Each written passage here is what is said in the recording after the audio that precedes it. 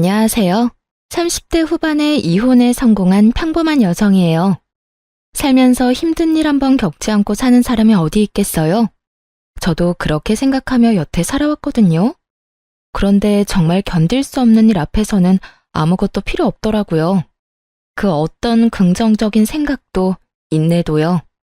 이런 생각을 하게 만든 건 바로 시부와 전 남편이었죠. 저는 평범한 직장인으로 남들보다 조금 더 아껴 쓰는 버릇이 있었어요. 부모님이 두 분 다 불필요한 소비를 좋아하지 않으셨고, 항상 꼼꼼하게 가계부까지 적어서 관리하셨기 때문에 일을 보고 자랐죠.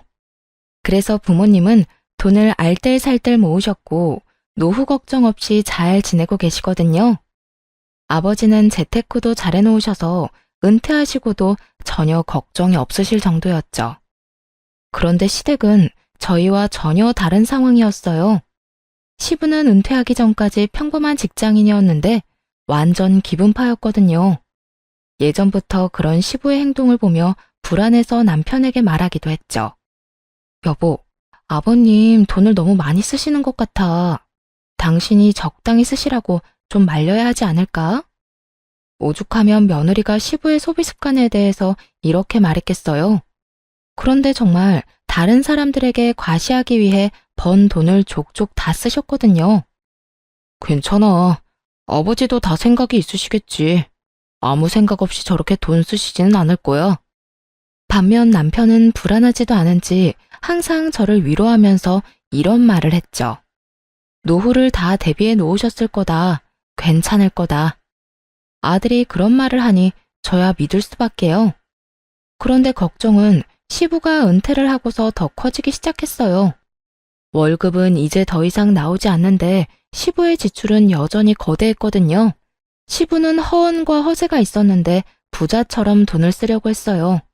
제일 어이가 없었던 건 외식을 할 때였어요. 시부가 한 달에 몇 번이나 외식을 하자고 하는데 그것도 항상 비싼 코스 요리집이나 장어, 참치횟집 이런 곳만 고르는 거예요. 물론 돈 없다고 그런 곳을 못 가는 건 아니죠. 그런데 그런 곳에 가서 하는 행동에 더 큰 문제가 있었거든요. 그런 고급 음식점은 서비스가 좋을 수밖에 없잖아요. 그런데 시부는 꼭 가게 직원들에게 돈을 쥐어주더라고요. 현금을 5만 원짜리를 턱턱 쥐어주고는 팁이라고 아가씨 참 잘해서 주는 거라며 항상 그런 식으로 인심이 후한 척을 했거든요. 게다가 은퇴 후 식사비는 정작 우리가 내는데도 그런 식으로 직원들에게는 본인이 꼭 돈을 주며 주변 사람의 시선을 즐기곤 했어요. 돈이 많아 보여서 잠깐의 부러움이야 살 수도 있겠지만 그게 정상적인 일인가요? 우리 수준에 맞지 않는 일이라고 생각했어요. 한 달에 한 번 가서 즐기기도 어려운 곳에 매주 주말마다 가서 돈을 쓴다뇨. 게다가 나중에는 그 팁으로 주는 돈도 남편 주머니에서 나갔거든요. 그래서 하루는 시부에게 마음 단단히 먹고 말했죠. 아버님, 앞으로 이렇게 호화로운 음식점은 자주 못 올 것 같아요. 드시고 싶으신 게 있으면 집 근처 저렴한 맛집도 있으니 그쪽으로 모실게요. 시부가 장어를 먹고 싶다고 해서 단골 장어집에서 먹고 돌아오는 길이었어요. 그날도 어김없이 시부는 가게 직원에게 10만 원을 쥐어주었죠. 왜 우리가 여길 자주 못 와? 너희 그만큼 능력 안 돼? 그런데 싼 집은 싼값 판다는 거 모르진 않지? 너희가 지금껏 여기서 맛있는 장어 먹을 수 있는 건 다 내 덕분이었잖아. 그러면 이제는 나도 너희 덕 볼 때도 됐지. 왜 너희 마음대로 가게를 바꾼다 만다야? 아버님, 저희도 좋은 곳 자주 오고 싶죠. 하지만 아버님 은퇴하시고 이제부터는 저희가 음식값 내야 하는데 이 사람도 그렇고 저도 그렇고 돈 펑펑 쓰면 쓸 만큼 모으지를 못해요. 앞으로 2세 계획까지 있는데 나중에 진짜 고생할 거예요. 최대한 이성적으로 말했지만 시부는 화만 냈어요. 야, 우리 아들이 돈 벌어서 우리한테 쓴다는데 네가 왜 옆에서 난리야? 너는 너희 집에나 잘해. 우리 집 일에 끼어들지 말고. 결혼했는데 내 집, 네 집이 어디 있어요. 양가 부모님 모두 평안하셔야 저희도 마음이 편하죠. 그리고 제가 이런 말 하는 거 마음에 안 드실 수 있지만 지금 남편이 얼마나 급하면 저한테 돈을 빌려달라고 하겠어요. 그래서 너는 시아버지한테 돈 주는 게 그렇게 아깝디? 그래서 지금 여기 와서 이 난리 피우는 거야? 식사 잘하고 기분 좋게 나왔는데 땅바닥에 처박으려고? 아버님, 아무리 그렇게 말씀하셔도 저희는 더 이상 못 맞춰드려요. 남편 월급이 겨우 300만 원 정도 되는데 그 절반이 아버님 앞으로 나가고 있어요. 애 생각해서 미리 저축하는 건 꿈도 못 꾸고 있고요. 이렇게 여윳돈 없이 있다가 두 분 아프기라도 하면 어떻게 될 것 같으세요? 목돈이라도 필요하게 되면 진짜 난리 나는 거라고요. 한번 보세요. 남편 지출금의 절반이 아버님한테 든다는 거. 결국 월급 명세서와 지출비 내역을 들고 가서 확인까지 시켜드렸죠. 그렇게 하면 시부가 고민하는 척이라도 할 거라고 생각했는데 전혀 아니더군요. 시부는 도리어 더 화를 냈어요. 이딴 거 왜 보여줘? 자식이 부모한테 돈 쓰는 건 당연한 거지. 내가 돈 쓴 만큼 너희도 돈 쓰는 게 그렇게 아깝냐? 이래서 자식 키워봤자 헛수고라니까. 네, 그간 아버님 덕분에 비싸고 좋은 곳 많이 간 것도 사실이죠. 하지만 저희가 가고 싶다고 간 건 아니잖아요. 그리고 분명히 말씀드렸어요. 제발 소비를 좀 줄여달라고요. 이대로라면 아버님이 쓰시는 돈 저희가 고스란히 드려야 하잖아요. 그러니 걱정돼서 이런 말씀 드리는 거예요. 은퇴한 부모님께 자식들이 돈 쓰는 거 당연하다고 생각해요. 그런데 아버님은 딱히 필요 없는 곳에 돈을 낭비하시잖아요. 필요 없는 곳? 넌 내가 남들 접대하고 너희들하고 좋은 음식점에 오는 게 필요 없다고 생각하냐? 네, 근처 맛집만 가더라도 이렇게 비싸지는 않아요, 아버님. 그리고 오늘도 보세요. 모두가 아버님처럼 직원한테 돈 주는 거 아니에요. 우리나라가 팀 문화가 있는 것도 아니고요. 직원들이 우리한테만 눈에 띄게 더 잘해준 게 있나요? 그렇지도 않은데 아버님은 괜히 돈 쥐어주시고 그 사람이 고맙다고 하면 기분 좋아하시잖아요. 지금까지는 이야기하기 조심스러운 부분이라고 생각해서 참았지만 이제는 은퇴하셨으니까 저희 생각에 따라주시면 좋겠어요. 너는 그럼 팁 주는 게 아까워서 지금 나한테 이딴 소리나 하는 거냐? 나더러 질 떨어지는 가게나 가서 급 떨어지는 인간들하고 같이 식사하라고? 아버님, 같이 즐겁게 식사하는데 질이랑 급을 왜 나누시나요? 중요한 일이 있으시면 좋은 곳에 가실 수도 있죠. 그런데 아버님은 별일이 아니더라도 꼭 그런 곳에서 식사하고 돈을 내시잖아요. 보세요. 여기 남편 카드 명세서. 아버님이 쓰신 돈 메워놓느라 다른 곳에는 돈을 못 써요.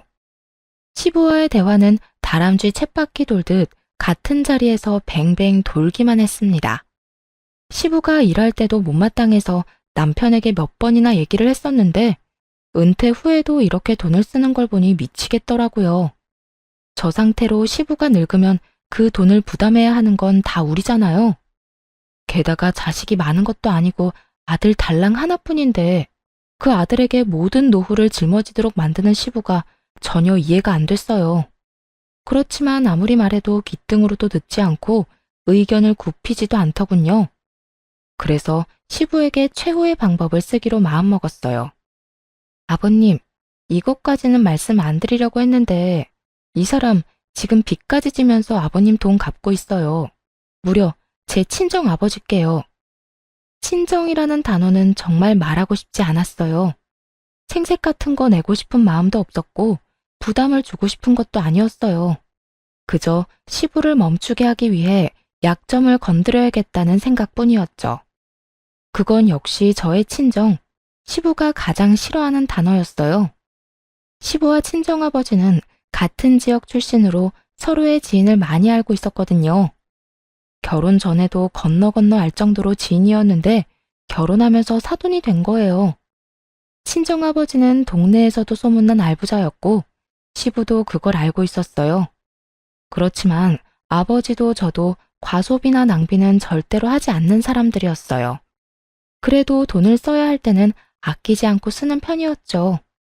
시부는 그런 친정아버지에게 기묘한 열등감을 가지고 있는 게 틀림없었어요. 특히 이런 식으로 친정 도움을 받는 걸 정말 못 견뎌 했거든요.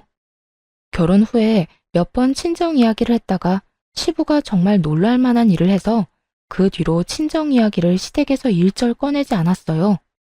도대체 어떤 짓을 했냐고요? 친정아버지가 외제차를 사셨다고 하면 시부는 더 좋은 외제차를 샀고요. 친정아버지가 시부도 아는 지인에게 좋은 식사를 대접했다고 하면 시부는 무조건 그보다 더 비싼 곳에서 그 사람에게 식사를 대접하더라고요. 아무래도 계속해서 이러다가는 집안 뿌리 뽑겠다는 걱정이 들어서 그 뒤로는 절대 시부에게 친정아버지 얘기를 꺼내지 않았죠. 남편도 그런 상황을 알고 있었으니 걱정스럽게 말하더군요. 여보, 친정 얘기는 하지 않기로 했잖아. 다급하게 저를 말리는 남편에게 시부가 화를 버럭 냈어요. 야, 너는 차라리 대출을 받았어야지. 처갓집에서 돈을 왜 빌려다 써? 부끄럽지도 않아? 쪽팔리지도 않아? 너 능력 없는 놈이라고 여기저기 소문낼 일이 있어? 아버지, 대출이자가 요새 얼마나 높은지 아세요? 그래요. 처갓집에서 돈 빌렸습니다. 5천만 원 차용증까지 써서 빌렸어요. 무이자로 편할 때 갚으라는데 그 좋은 조건 놔두고 왜 대출을 써요? 제가 돈 빌린 것도 다 아버지 때문인데. 그래서 지금 돈 적게 쓰시라고 말씀드리고 있는 거잖아요. 친정에서 돈을 빌리자고 말한 건 저였어요. 시부가 감당할 수 없을 정도로 돈을 계속 쓴다면 그 돈이 어디에서 나왔는지 알려줘서 혼쭐을 좀 내줄 생각이었죠. 하지만 남편과 제가 뭔 말을 해도 시부는 눈썹 하나 까딱 안 했어요. 그러니까 제발 돈 좀 아껴 쓰세요. 그리고 전에 드렸던 카드도 이제 못 쓰실 거예요. 유효기간 만료됐는데 재발급 안 할 생각이거든요. 그럼 내 용돈은 너희가 당연히 줘야지. 대신 매달 50만 원씩 드릴게요. 그런데 카드는 다시 못 드려요. 만약 쓰고 싶으시면 남편이 빌린 돈부터 저희 아버지랑 해결하고 나서 말씀하세요. 그 돈 온전히 아버님 때문에 빌린 거잖아요. 갚으라고 하진 않을 테니까 제발 앞으로 더 쓰지만 마세요. 그렇게 이야기하자 결국 시부가 꼬리를 내리더군요. 내가 왜 사돈이랑 돈 이야기를 해? 그것도 내 허락 없이 빌린 돈으로. 그건 너희가 알아서 해야지. 정말 더럽고 치사해서 이제 너희한테 돈 달라고 안 한다. 그러니까 앞으로 이런 선 넘는 말 나한테 하지 마라. 어디 며느리가 눈에 힘 빡 주고 시아버지를 쳐다보면서 지적질이야? 할 말이 크게 없었는지 시부가 마지막으로 투덜거리고는 집으로 돌아갔어요. 그 모습을 보면서 진짜 가슴을 쓸어내렸잖아요. 이렇게까지 했으니 좋아질 거라는 생각을 하면서요. 그런데 세상 일이 그리 만만한 게 아니더군요. 몇 달간 연락이 없어서 시부가 드디어 정신 차렸다고 생각했거든요.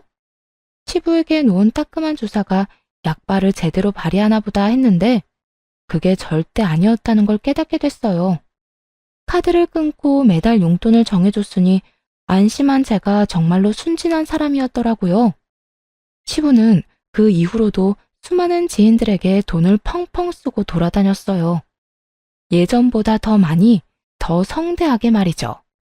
그 소식을 어떻게 들었는 줄 아세요? 바로 친정아버지의 입을 통해 알게 됐답니다. 야, 너희 시아버지 지금 난리도 아니던데 괜찮은 거 맞아? 어머니에게 반찬을 받으러 친정에 잠시 들렀는데 친정아버지가 걱정스러운 얼굴로 말을 건네셨어요. 어? 무슨 난리? 우리 요새 연락 많이 안 해. 주말마다 가던 것도 한 달에 한 번으로 줄였고. 근데 무슨 일인데? 모임 사람들 몇 명 데리고 가서 완전히 돈 펑펑 쓰고 왔다는데? 저번에 식사 같이 하고 온 정 사장이 그러더라고. 은퇴 기념이라고 식사 대접했다는데 영수증에 찍힌 돈이 300만 원이 넘었단다. 10명 정도 갔다는데 밥만 먹어서 그만큼이면 대체 얼마나 비싼 데를 간 거냐? 저번에 우리 사위가 나한테 돈 빌려갔는데 그거 알고는 있는 거야? 그 이야기를 듣는데 눈앞이 노래지더군요. 고작 한 끼를 먹는데 300만 원 넘게 지출한 시부. 낭비벽이 사라진 게 아니었어요. 너무나 걱정되는 건 그 돈이 도대체 어디서 나왔냐는 거였죠. 집에 돌아오자마자 남편을 닥달했어요. 여보, 당신이 좀 알아봐봐. 아버님 도대체 무슨 생각으로, 아니, 무슨 돈으로 그렇게 지르신 건지. 여보, 이제 그만 좀 해. 아버지한테 돈도 적게 드리고 있고 카드도 안 드렸잖아. 그러면 알아서 돈 쓰고 계시는 거겠지. 우리가 그런 것까지 어떻게 다 신경 쓰면서 살아? 전에 얘기한 거 잘 알아들으셨을 테니까 이제 제발 그만 좀 하자, 어? 그걸 떠나서 아버님이 지금 돈을 너무 많이 쓰고 계신 거잖아. 하루에 300만 원 이상 지출이 나오는데, 여보, 이건 그냥 아버님께 맡겨서 될 일이 아니라고. 무슨 일인지 확인을 해야 해. 당장 어디서 그 돈이 났겠어? 대출이라도 받으신 거면. 걱정 그만하래도. 그리고 막말로 우리가 아버지 인생에 이렇게 간섭하는 거 그것도 좋지 않은 거야. 아버지 이해하려고 노력해야지. 왜 매번 아버지 하는 일마다 딴지를 걸어? 일이 한 번 터지면 너무 규모가 클 테니까 그렇지. 그래서 지금 확인도 안 해보겠다는 거야? 아버지 뒷조사는 좀 아닌 것 같아. 조금만 지켜봐주면 안 되겠어? 아버지도 생각이 있으시겠지. 솔직하게 말해서 신경 안 쓰고 싶어. 남편의 단호한 말과 행동에 기분이 상했어요. 이게 다 저 좋자고 하는 일이겠어요? 남편도 시부가 쓰는 돈 때문에 힘들어하니까 그런 거죠. 이런 마음도 몰라주고 남편은 귀찮다는 말만 하고 알아볼 생각조차 하지 않더군요. 시부에게 따로 물어볼까 고민도 했지만 그러지는 않기로 했어요. 나중에 문제 터지면 남편이 알아서 하겠지 하는 생각을 하기도 했고요. 솔직히 말하면 안일하게 생각한 것 같기도 해요. 그래, 알아서 해. 당신 집안일이니까 당신이 알아서 잘 해결하겠지? 나중에 일 터지고 나서 나한테 와서 뭐라고 하지 마. 알았어? 안 그럴 거야. 벌써 5천만 원이나 빌렸는데 내가 뭘 또 바랄 게 있겠어? 걱정하지 마. 다 알아서 할 거라니까. 그로부터 6개월이 지났을 무렵, 그렇게 호언장담하던 남편이 잔뜩 주눅든 얼굴로 부탁을 하러 왔어요. 그간 한 번도 시댁에 가보질 않았는데 시댁에서 난리가 났다고 하더군요. 여보, 우리 집 좀 도와주면 안 될까? 지금 집 완전 난리 났어. 본가도 난리고 아버지 차도 지금 다 난릴 판이야. 그게 무슨 소리야? 당신 내가 알아보라고 할 때까지만 해도 괜찮다며. 근데 6개월 만에 무슨 집이며 차며 다 날아간대. 아, 나도 이런 말 당신한테 하고 싶진 않은데 아버지가 또 사고 치셨어. 집이랑 자동차 담보대출 받고 신용대출까지 끝까지 받으셨대. 지금 빚더미 앉아서 집이며 차며 다 팔아도 갚을 돈이 안 돼. 아니, 당장 길거리로 나가게 생겼단 말이야. 대출금 연재돼서 집은 경매로 넘어가고 차 앞 딱지 붙고 난리가 났어. 어떡해, 당신이 좀 도와줘. 내가 지금 이 상황에서 뭘 도와줄 수 있는데? 그래서 뭐 아버님 빚이라도 대신 갚으라고? 내가 분명히 얘기했지. 아버님 어떻게 그렇게 돈 펑펑 쓰고 다니시냐고 알아보라고 했잖아. 그때는 귀찮아서 알아보지도 않더니 문제 터지니까 왜 나한테 도와달라는 건데? 우리 아버지가 5천만 원 빌려준 것도 아직 다 못 갚았잖아. 여보, 제발 한 번만 부탁해. 내가 빚 갚아달라고 이야기하진 않을게. 대신 아버지 살 곳만이라도 좀 마련해주면 안 될까? 내 마음 같아서는 우리 집에서 같이 살고 싶지만 당신 눈치도 보이고 아버지 자존심에 같이 살고 싶진 않으실 거야. 제발 좀 도와줘, 어? 이대로 길거리에 나앉도록 만들 순 없잖아. 바짝 엎드려 빌다시피 하는 남편을 보면서 속이 뒤집어졌어요. 그때는 뭐하고 이제 와서 소 잃고 외양간 고친다는 건지. 일단 아버지한테 얘기해볼게. 근데 이런 식으로 해결될 일 아니야. 당신 아버지한테 따끔하게 이야기 좀 하라고. 이게 몇 번째야? 아버님이 바뀌셔야 이런 상황이 또 일어나는 걸 막을 수 있어. 어쩔 수 없이 친정아버지에게 연락을 했어요. 자초지종을 설명하고 쓸 수 있는 집이 있는지 물어봤죠. 아버지는 한숨을 쉬시더니 아버지 명의의 집을 하나 이야기하시더라고요. 내키지 않으셨겠지만 딸 일이라 도움을 주신 거였을 거예요. 몇 달 전까진 조부모님이 쓰시던 집이었는데 생각보다 상태가 매우 좋았어요. 그 안에 있는 가구며 가전이 2년 전에 새로 싹 들여온 것들이라 그대로 몸만 들어가 살아도 될 정도였죠. 그 집은 조부모님이 마지막 여생을 보내셨던 곳이라서 꽤 괜찮은 주택가에 있는 데다가 집값도 높고 평수도 컸어요. 사실 그곳을 비워둔 건 조만간 친정 부모님이 들어가려고 하셨기 때문이었거든요.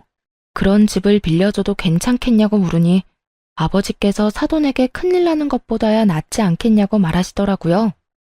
아버지 명의의 집이고 돈 내고 들어가는 게 아니니 괜찮겠다 싶어 남편에게 말했죠.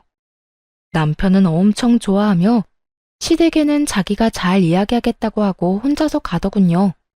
시부모님과 사이가 별로 좋지 않아서 굳이 저는 안 따라갔거든요. 남편이 돌아와서는 시부모님이 무척 좋아하셨다고 전했어요. 앞으로는 돈 낭비하지 말라고 전해드려. 알았어?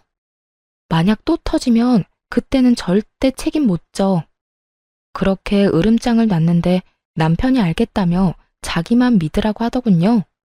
그런데 얼마 못 가 또 안 좋은 소식을 친정 아버지를 통해 들어야 했어요. 시부가 그 집으로 사람들을 엄청 초대한다는 거예요. 돈이 없으니 이제 집으로 사람을 초대하나 보다 싶었는데 어느 날 친정아버지가 화가 나서 저를 찾아왔더라고요. 바깥 사돈이 해도 진짜 너무 하는구나. 어떻게 이런 짓을 할 수가 있어? 아빠, 왜 그래요?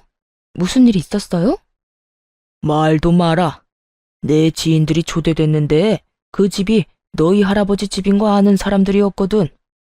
지인들이 사돈이 많이 도와줘서 다행입니다. 라고 말 한 번 했는데 바깥 사돈이 이 집을 자기 아들이 샀다고 했다는 거야. 아닌 것 같다고 진실을 말해줘도 이렇게 좋은 집 산 게 부러워서 우리가 거짓말하고 다니는 것 같다고 했다지 뭐냐. 이게 도대체 무슨 일이야? 세상에, 시아버지가 그렇게 말씀하셨다고요? 그 집이 우리 거라는 게 거짓말이라고? 도움을 줬다고 고맙다는 인사를 받을 생각은 하지도 않았어. 너희 시아버지 쪼잔하고 괜한 열등감 가지고 있는 거 내가 잘 아니까. 그래도 힘든 사람 돕자고 한 일인데 이런 식으로 사람을 거짓말쟁이로 만들다니 어떻게 인간이 그럴 수가 있어? 그 이야기를 듣는데 너무 어이가 없더라고요. 남편이 무슨 돈이 있어서 그렇게 큰 주택을 마련했겠어요. 누가 봐도 빌렸을 게 뻔한데 아들이 산 집이 되다니. 게다가 문제는 시부의 허언증에 저희 부모님이 거짓말쟁이가 되어버렸다는 거죠. 그래서 그날 저녁 남편에게 따졌어요. 이야기해봐. 이게 어떻게 된 일이야? 우리가 빌려준 그 집이 어떻게 당신이 사준 집이 된 건데?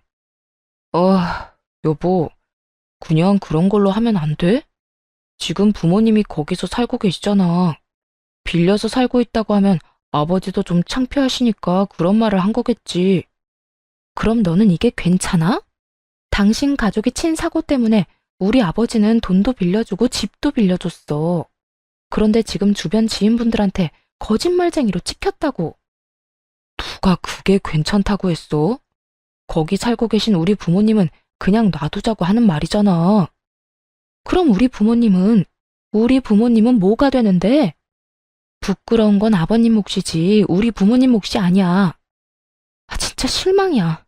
당신이 어떻게 우리 집에 이런 식으로 해? 은혜를 원수로 갚는 것도 정도가 있지.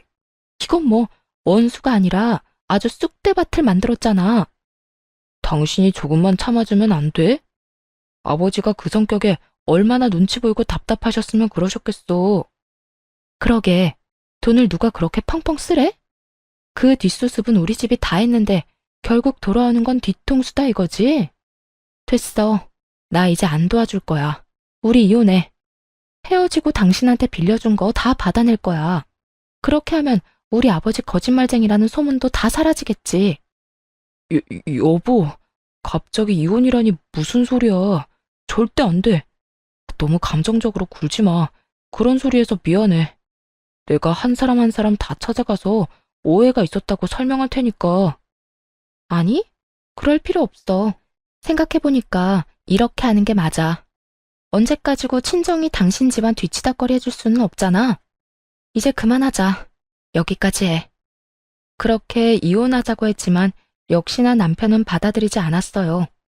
이혼하게 되면 빌린 돈도 다 갚아야 했고 집도 다시 되돌려줘야 했으니까요. 하지만 이미 정이 확 떨어져 버린 걸 어쩌겠어요. 마음이 초조했는지 남편이 사정하고 비는데도 바로 소송 시작했어요. 당신이 아버님 사고 친 거 수습하면 합의 이혼 정도는 할게. 그런데 수습도 안 하면 합의는 절대 없을 거야. 그리고 이혼하고 나면 내가 그 집에서 살 테니까 당신 부모님한테 다른 집 구하시라고 전해줘. 여보, 진짜 이럴 거야? 왜 이렇게 사람이 냉정해? 날 이렇게 만든 건 당신 집안 사람들이야. 내 탓을 하지 말고 당신 아버지를 탓해. 난 뒤통수 치는 사람들하고 가족 못해. 결국 이혼 소송이 진행됐습니다. 그동안에도 시부모는 연락 한 번 없었어요. 하긴 생각해보면 저와는 사적으로 연락한 적이 별로 없으니 그러려니 했죠. 곧 남이 될 며느리한테 뭐라 할 말이 있겠어요?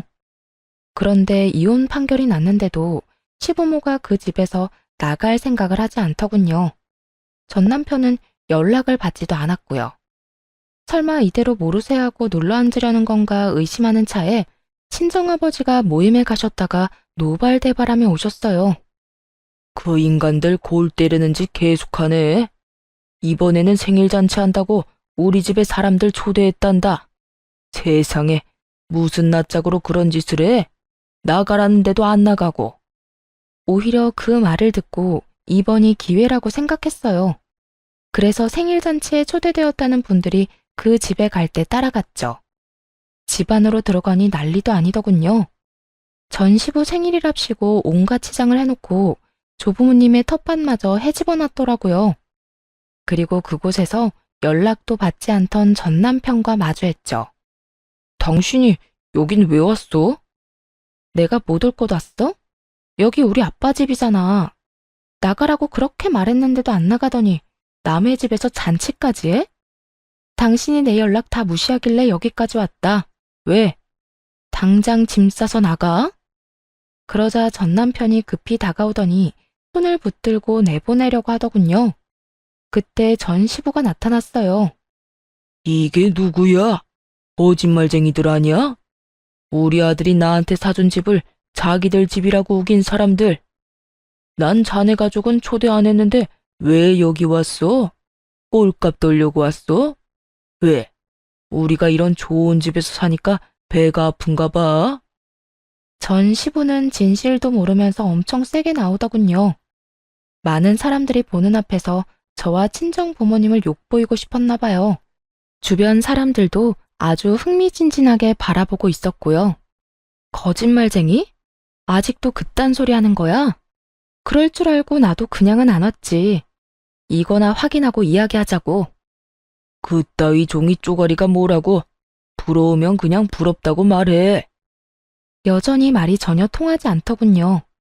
결국 친정아버지께서 경찰에 신고했어요.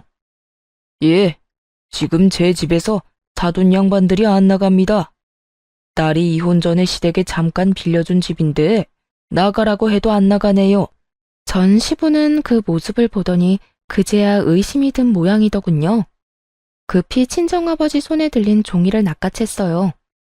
그 종이가 뭐였냐고요?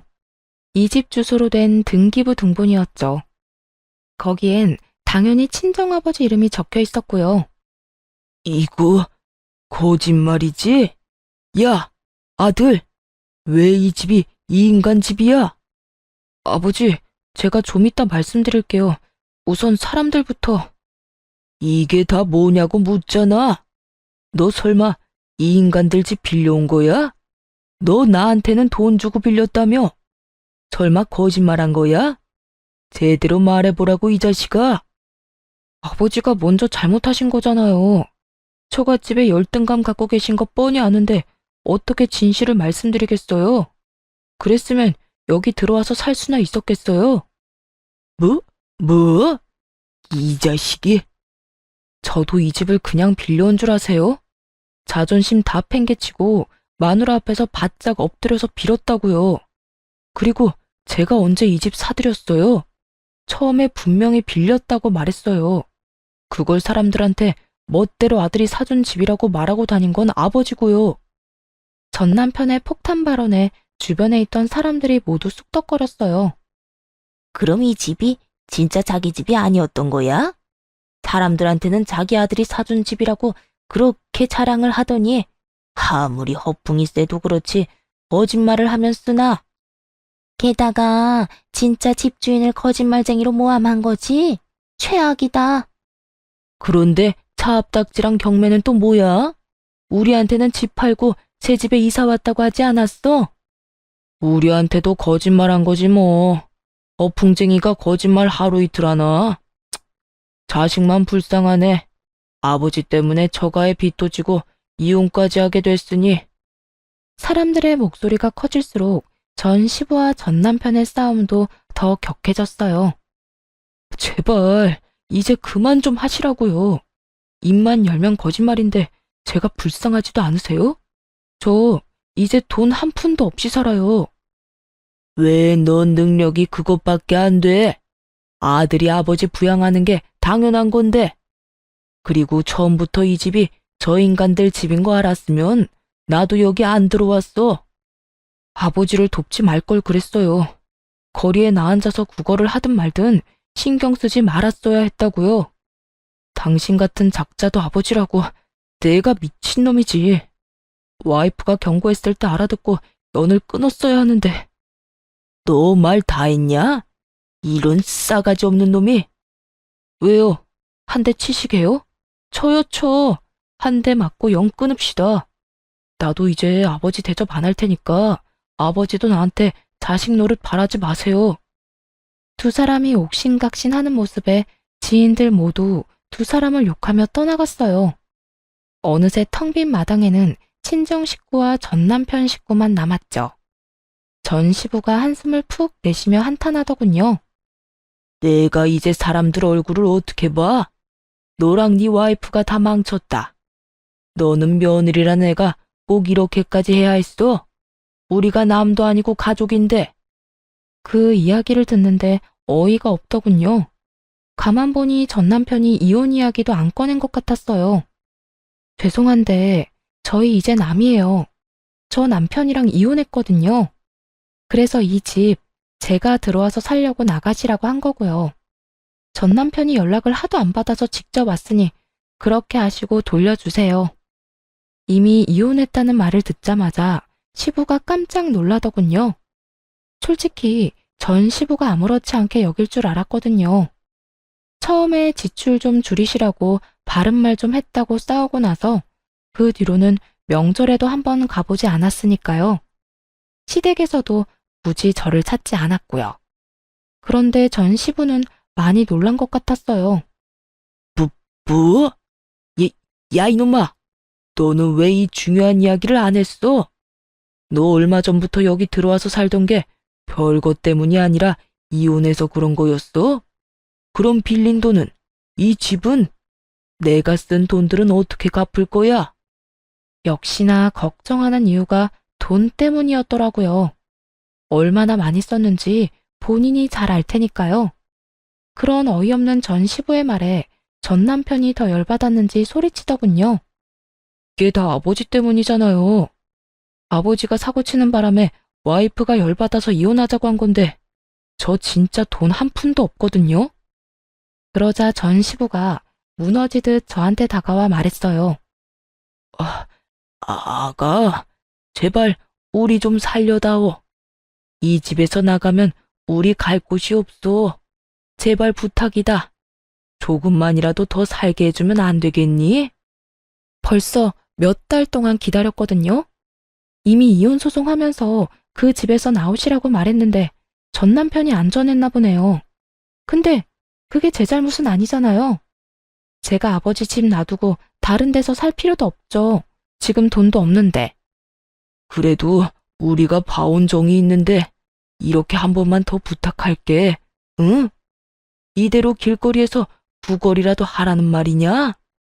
어떻게 돈이 좀 모일 때까지만이라도 봐주면 안 되겠어? 처음으로 전 시부가 애원했지만 단호하게 퇴거 명령 소송을 해서 내보냈어요. 그리고 그 집에는 제가 들어가게 됐죠. 전 남편은 신혼집을 팔아치워서 저에게 재산 분할과 위자료를 주었고 친정아버지에게 빌린 돈을 모두 갚았어요. 그리고 조금 남은 돈으로 그 사이에 생긴 전 시부 빚을 또 갚았다고 하더군요. 친정아버지 집에서 쫓겨나서는 돈이 없어서 월세를 구하며 살고 있다고 했고요. 정말 웃긴 건 이 난리통을 겪고도 전 시부의 허세병은 고쳐지지 않은 건지 무조건 좋은 곳으로 집을 구해야 한다며 전 남편을 괴롭혔다는 거예요. 그래서 결국에는 전 남편이 한밤중에 몰래 부모님 놔두고 도망갔다고 하더군요. 그 이야기 듣고 얼마나 웃었는지 몰라요. 친정아버지 말로는 전 시부가 모임 사람들에게 돈을 빌리고 있대요. 그동안 비싼 음식 많이 받아먹은 이들이 돈을 좀 빌려줬다는데 그거 가져가고는 갚는 날을 차일피일 미루기만 한다고 하더라고요. 게다가 월세도 제대로 못 내서 매번 쫓겨난다고 하니 여전히 반성은 안 하나 봐요. 그런데 이혼하고 몇 달이나 지나서 전 시부모가 연락을 해왔어요. 중요하게 할 말이 있다며 만나자길래 혹시 몰라 친정아버지도 함께 모시고 갔죠. 무슨 이야기를 하는지 들어보니 가관도 아니더군요. 네 결혼 반지 우리들이 준 돈으로 맞췄으니 그거는 돌려줘야 하지 않니? 한 1,000만 원은 들여서 해준 건데 이혼한 마당에 당연히 돌려줘야지. 우리가 여태 그걸 잊고 있다가 이제 와서 생각나서 연락한 거야. 웃음이 나더군요. 그게 언제적 일인지 침착하게 두 사람에게 말해주었죠. 그 귀금속들 지금 저한테 없어요. 두 분 아드님이 아버님 빚 갚는 데 쓸 거라고 다 되팔았으니까요. 그러자 전 시부의 얼굴이 확 일그러지더군요.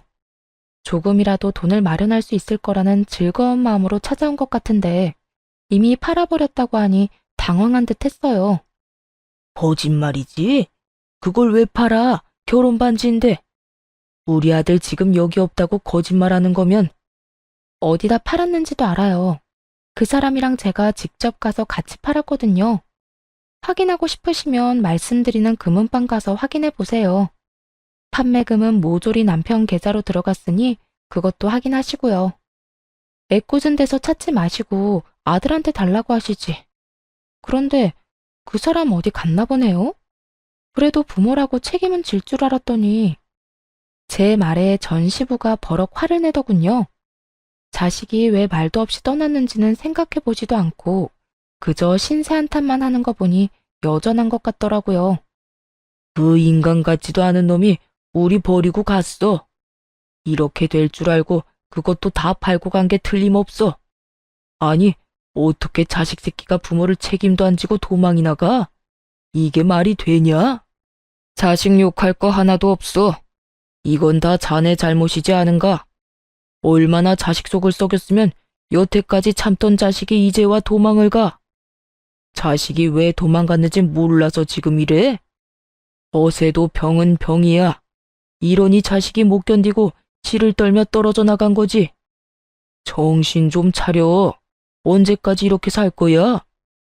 친정아버지의 따끔한 말에 전 시부는 아무 말도 못하더군요. 이미 아들은 부모를 버리고 떠났고 아무것도 없이 남겨뒀잖아요. 자기 무덤 자기가 팠으니 할 말 없을 수밖에요. 결국 전 시부는 친정아버지와 대화 후 본전도 못 찾고 쫓겨나 버렸죠. 그 뒤로 두 사람이 어떻게 사는지 듣지도 못했어요.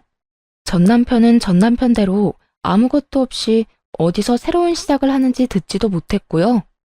그렇게 저와의 인연은 확실하게 끊어졌어요. 사실 허세가 나쁘다고만 생각하진 않아요. 그렇지만 너무 과도하거나 분수에 맞지 않은 소비는 본인의 목줄만 죄일 뿐이에요. 가끔씩 낭비를 하고 싶을 때마다 전 시부를 떠올리며 아껴 써야겠다는 생각을 해요. 그러면 절대 그렇게 되지 말아야지 다시 한번 스스로를 점검하게 된답니다. 긴 글 읽어주셔서 감사합니다. 모두들 행복한 하루 되세요.